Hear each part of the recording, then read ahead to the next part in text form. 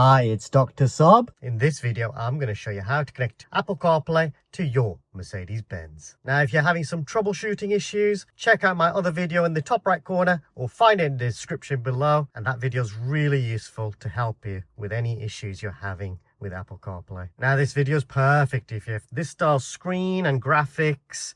So if you have this style kind of layout, this video is perfect for you. Now, if you've got this kind of screen, these kind of buttons on your steering wheel, then you may also have these kind of USBs. So if you do have these type of USBs in your Mercedes, this video is perfect for you. What you want to do first is make sure you connect your cable to your car.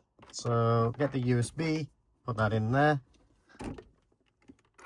What you want to do is put it in the number 2 slot.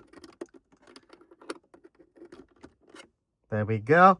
And next we're going to connect to the phone with the cable. So let's do that. Here's the phone, here's the cable, get that connected. And then what I like to do is put the phone into the armrest. You don't have to do that if you don't want to, but sometimes you might need to check the phone. You have to unlock it, so let's unlock the phone now. There we go, I've unlocked it with my face, and now we just go back to the car. So let's do that. And what we want to do is use the rotary dial to select the different options, like so, and then just push down when you're happy.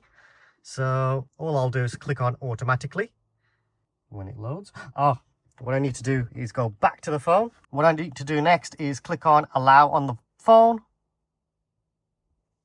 And now Apple CarPlay is working, and that's how you use Apple CarPlay.